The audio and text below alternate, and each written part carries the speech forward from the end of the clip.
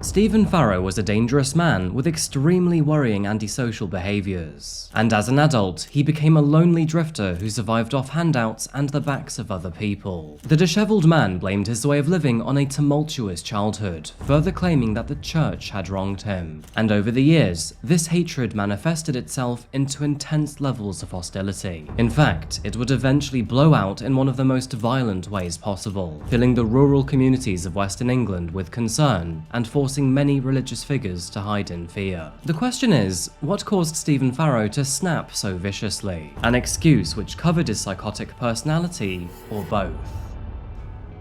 Welcome back to Coffeehouse Crime, folks. My name is Adrian, and today we're looking at the case of Stephen Farrow. Before we begin, and just to let you know that I post up to 4 times a week here, 2 long videos and 2 shorts. So if darkly fascinating stories is your sort of thing, please consider subscribing. And now folks, with all that out the way, please grab yourself a coffee, pull up a seat and get ready for the deep dive. This is the case of Stephen Farrow.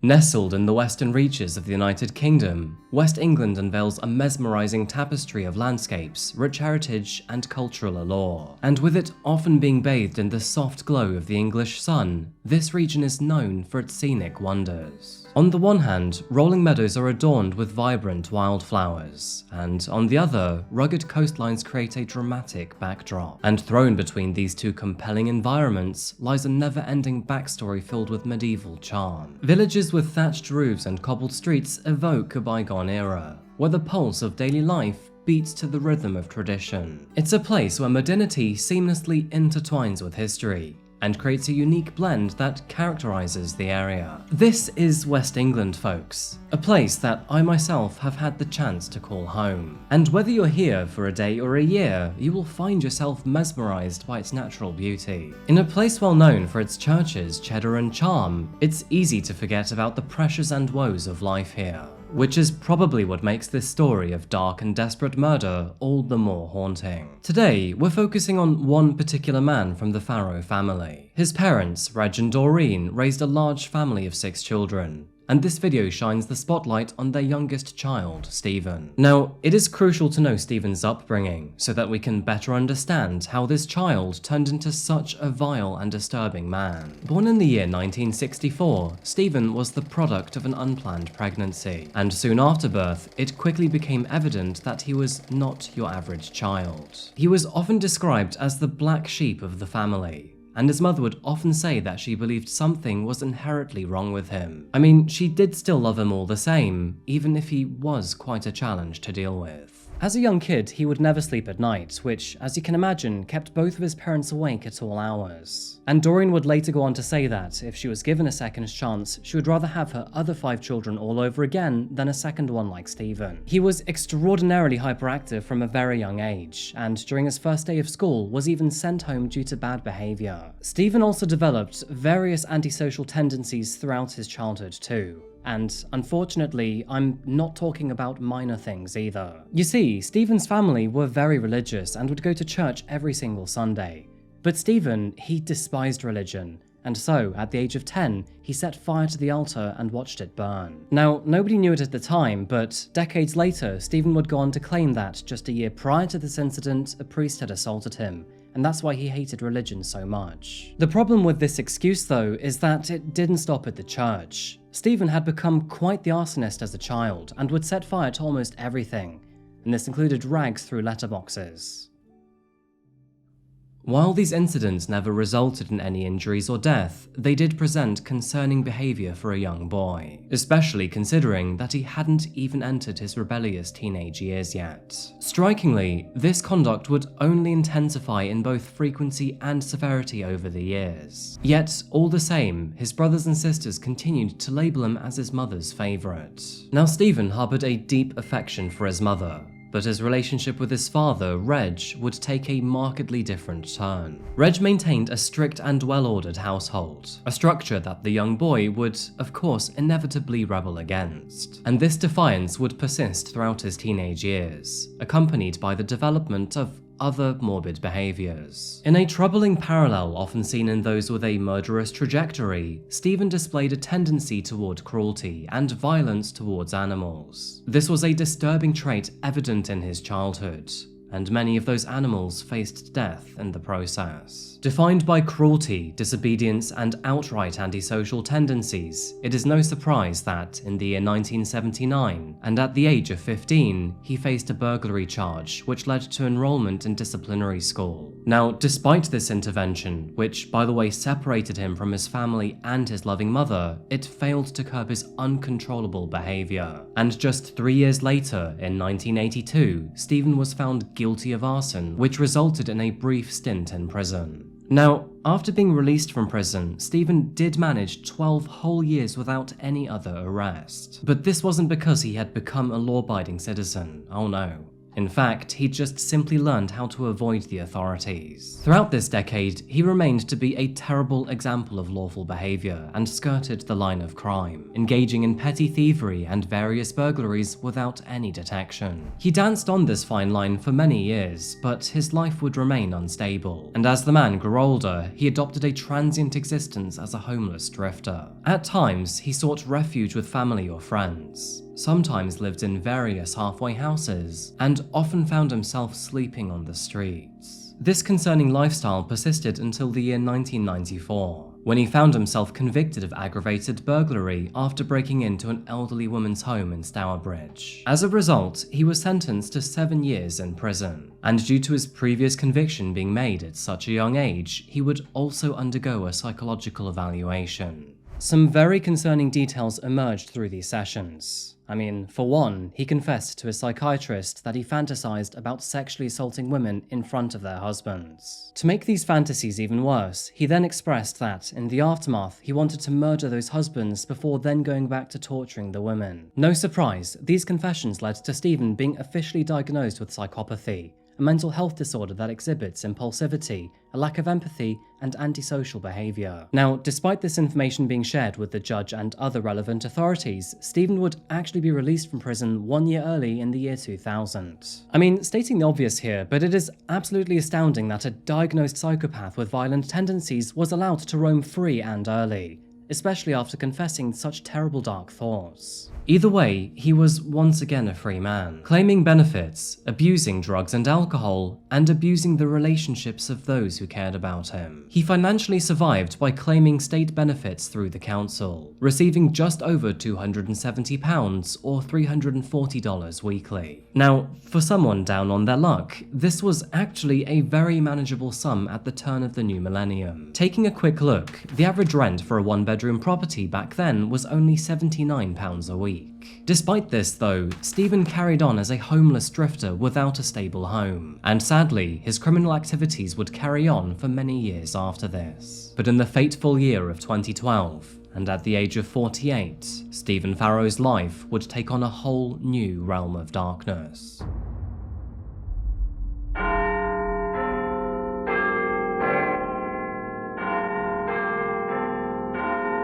It was at the turn of a new year that worrying signs of Stephen's mental health began to emerge. One of his friends woke up to an ominous text message from Stephen, reading, "The church will be the first to suffer." Dark and strange, yet quite typical for Stephen, his friend did not think too much of it. His hatred for Christianity was common knowledge to those around him, and most of them chalked it up to his rather unsteady upbringing. However, this sentiment would change the very next day, because on January the 2nd, in the sleepy town of Thornbury, one particular family returned to the home of Vine Cottage. Upon arrival, the family home was dark, cold, and quiet, and after turning the lights on, it became apparent that not everything was as it should be. The house had been ransacked, with open drawers, cupboards ajar, and belongings strewn around the property. But the most concerning clue was found on the kitchen table. Words were hastily written onto a note which had been stabbed into the table with a knife. The note said, "Be thankful you did not come back, or we would have killed you, Christian scum. I hate God."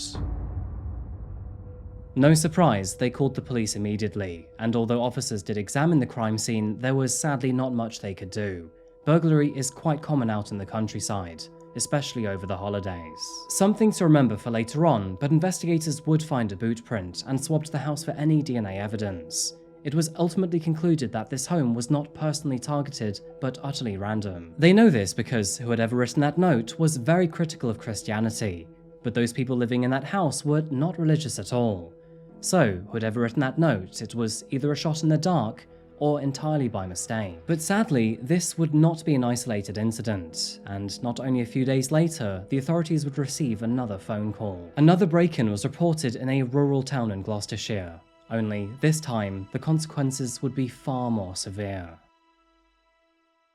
Throw yourself 60 miles north of our former burglary, and you will find the sleepy town of Bewdley. Bewdley was next in line to report a home invasion. However, this one harbored a much more sinister secret. Arriving at the crime scene, responding officers found the lifeless body of an older woman. It appeared as if she had been stabbed 4 times in the neck with a knife, and beaten with what was later identified to be her walking stick. Furthermore, it seems that she'd been hit so hard with that walking stick that it had splintered over her body. The body was eventually identified to belong to a retired teacher by the name of Betty Yates. At the wise age of 77, she was a physically vulnerable woman. She had taught locally at the former St. John's Middle School, and was well known for hosting book readings and attending art and walking groups. The news spread like wildfire across the region, and although these 2 incidents were not yet linked, the authorities pleaded for any information which might help find Betty's killer. A community-led anonymous tipping company named Crime Stoppers UK offered £10,000 for any information leading to an arrest. This, of course, the equivalent of around $12,600. In addition to this, the BBC evening show Crime Watch also highlighted Betty's murder and pleaded for any information that may help. But despite their urgent pleas for action, no new information emerged as the days passed, and much to Betty's family's distress, they remained no closer to finding her assailant. In fact, things would get worse several weeks later, when yet another violent crime was reported,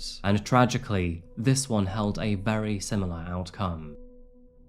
On the morning of February the 14th, and in the small town of Thornbury, 2 local builders were scheduled to conduct maintenance at a local vicarage owned by Reverend John Suddards. But after knocking on the front door, they received no response from the vicar. With an already established friendship with the vicar, both men felt quite comfortable to enter the property and begin their work. But upon entering the vicarage, they immediately sensed that something was wrong. Just as before, the house was cold, dark, and eerily silent. And upon further investigation, the 2 men came across a puzzling and horrific scene. A trail of blood led them to the main room, and in the centre of that room lay the lifeless body of John Suddards. He was cold to the touch, and appeared to have been stabbed 7 times with a knife. But that was not all they had come across. The builders noticed several items symbolically placed around his body. To begin with, on his chest lay a Bible, which was open to the letter of Jude. The letter of Jude is a short section of the New Testament that condemns enemies of Christianity, and, perhaps more symbolically, that their enemies are within the faith itself.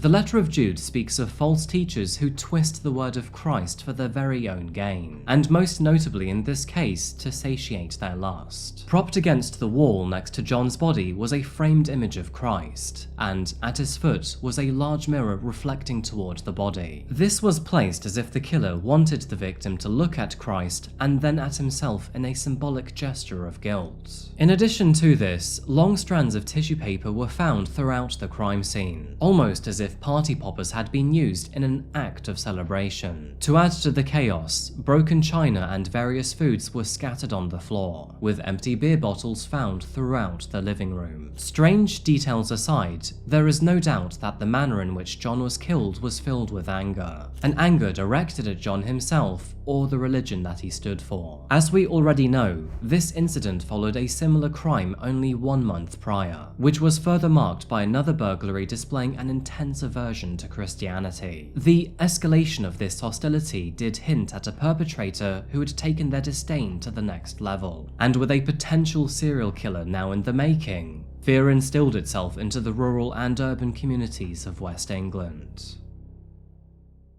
Nobody knew who this killer was or if they would strike again. The general public was now on high alert, the authorities vigilant, and religious communities struck with an intense level of terror. Thankfully though, it wouldn't take long for a suspect to emerge. Surveillance footage captured a man fleeing the crime scene. At approximately 6:15 in the morning, he then appeared to board a bus towards Bristol, before catching another bus that would take him to the south coast of England. Now, perhaps no surprise to you and I, this man was later identified to be Stephen Farrow. And so, on February the 18th, only 4 days after the second murder, he was officially declared to be a suspect for both the burglary and the murder of John Suddards. The authorities announced that he was officially on the run and urged the public not to approach him. Behind the scenes, after arriving on the south coast, he travelled to Folkestone in Kent, and by now, unknown to him at the time, the authorities had learned of his name and his whereabouts. Due to his nomadic lifestyle, it was quite hard to track him down. And although eyewitnesses came forward to say they'd seen him, there was no concrete evidence behind this. By now, the authorities had grown confident that Stephen was likely behind the deaths of not just Betty, but John as well, officially making him a suspected double murderer. And just as their confidence was growing, a tip from the far west of England came into the authorities. A woman called to claim that, allegedly, a man was staying in her guest house in Folkestone, Kent, and that she was pretty sure it was Stephen. With a rather keen interest in finding him, the authorities went down to this guest house to check it out. And lo and behold, this tip was screaming inaccuracy. Stephen was therefore arrested on the spot and taken down to the local police station for questioning. And with this happening on February the 19th, this ended his 5-day stint on the run. And so began the long and arduous task of finding Stephen Farrow guilty or not guilty. Following his arrest, he was officially charged on suspicion of murdering Betty Yates and Reverend John Suddards. The prosecution team described both murders as sadistic, further commenting that they were the result of a deranged killer, to which Stephen perfectly fit the profile. Now, these statements would also become factually correct, as upon further psychiatric evaluation, he was diagnosed with psychopathic personality disorder. Psychologists would also note other disturbing behaviors. For one, he exhibited narcissistic behaviors and would say anything that he thought the other person wanted to hear. He further led experts to believe that he was a pathological liar, that he was arrogant with an inflated sense of self-worth, and that he was extraordinarily opinionated and deemed dangerous to be around. By now, Stephen's case had become notorious throughout the United Kingdom, and with this new psychological evaluation, many began to ask why such an individual was released back into the public. Moving into the legal proceedings of this case, Stephen was charged with burglary and 2 counts of murder. He would surprisingly admit to the burglary, but claimed that he was innocent of both counts of homicide. To add to this, he further taunted the prosecution by claiming that there was no way that they could prove he was at either crime scene. It wouldn't take long to build a case against him, though. Before that, various aspects had to be taken into account, this including his mental health, his previous run-ins with the law, and his evasion in the days after John's murder. Stephen's trial began on October the 4th, 2012. And proceedings would last for almost a month. This is partly due to Stephen refusing to leave his cell for scheduled proceedings. In fact, he would only be present for his sentencing at the end of all of this. To begin with, his defense pleaded guilty to the burglary, but not guilty to the murders. That was until undeniable evidence linked him to all crime scenes. Boot prints that matched the boots he wore during his arrest were found outside Betty's house. And if that wasn't enough already, his DNA was found in the rooms of both murders. And so, with nowhere to run, Stephen changed his story. Although he pleaded not guilty to Betty's murder, he would plead guilty to the manslaughter of Reverend John Suddards, of course with the caveat that it was on the grounds of a diminished mental state. Following this adjustment to his story, he would go on to describe the new scenario in a new statement to the judge. Both alone and isolated in an abandoned hut, and apparently baked out of his mind, Stephen planned John's murder for the next several days. And apparently that weed made him paranoid and then tilted him over the edge. Stephen had long fantasized about killing a member of the church, and now was his opportunity. As a vicar, John had an open-door policy and always wanted to help other people in their time of need, which is how he allowed such a monster to get close to him. Stephen took advantage of this and murdered him in cold blood, but not before humiliating him first. As John lay there dying on the floor, he surrounded him in props and told him to just hurry up and die already. Now, this 4-day premeditation clearly demonstrated a genuine intent to commit murder, and so his plea for manslaughter was ultimately rejected. On November 2nd, 2012, the jury would deliberate for just over 9 hours, and as expected, they would ultimately find Stephen Farrow to be guilty of both counts of murder and burglary. When it came to John's death, the jury was unanimous. But sadly, the same could not be said for Betty's murder. An 11-to-1 majority would find him guilty, but one jury member would change their mind when they discovered that the two were previously acquainted. In the end, Stephen Farrow was sentenced to life imprisonment without the possibility of parole for his crimes. And this is likely for the best too, to be honest. Personally, I don't doubt that someone like Stephen is capable of re-offending further down the road. The judge put it quite bluntly, saying, "In each of these dreadful killings, you acted sadistically. To put a knife deep into the body of Betty Yates as she lay helpless on the floor was obvious sadism. She was not threatening you. You put the knife in her to have the pleasure of doing so. As for Reverend Suddards, you killed him, having kicked him down, having told him to hurry up and die." It became apparent through his trial that nothing would come of his claims that he was assaulted as a child. Unfortunately, that is something we will never find out. It is possible that his childhood trauma is legitimate, and if it is, that is devastating news to learn. But you can probably see where I'm going with this. Nothing can ever excuse you for murdering an entirely innocent man or woman. Speaking of, there is nothing that Stephen, or anyone else for that matter, can do to bring back the lives of Betty Yates and John Suddards. It's a shame that two gentle people were murdered by a man so evil and callous. Described as a wonderful woman, Betty was a 77-year-old widow with a loving family that surrounded her. Her daughter, Hazel, spoke after Stephen's trial. Addressing the press, she said, "There is at least now some public justice for my mum. But our personal loss remains raw and will continue. For us, it is important that our mum does not become defined by the brutality of her death, but rather is celebrated for the 77 years of her life." John Suddards is a man who should be remembered for his own life too. In fact, his life was much more outside of his career as a vicar. Once a former lawyer living in Essex, he changed his career path after surviving a car accident. He moved to Worcestershire only 7 months before his life was taken away from him, and his sister, Hilary, expressed that the judicial system needs to reconsider their guidelines on who they let out into the world. As many of you will probably pick up,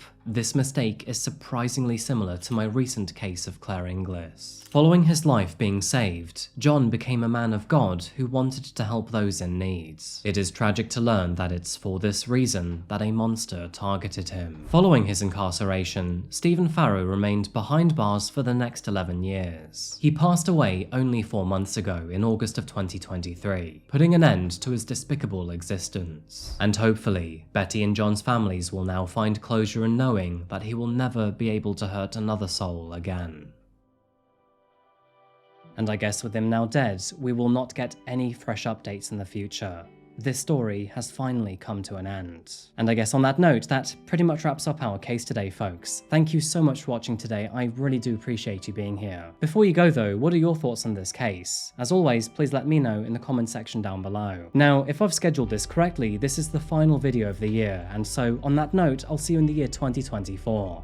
And trust me, there are some huge updates coming to Coffeehouse Crime. If you want to follow me on social media, then please check out these links here. Alternatively, check me out on Patreon here. And that's it, folks. I'll see you again very soon for another video and in the new year. Until that moment arrives though, remember to look after yourself, look after each other, and of course, stay safe. Thank you, and goodbye.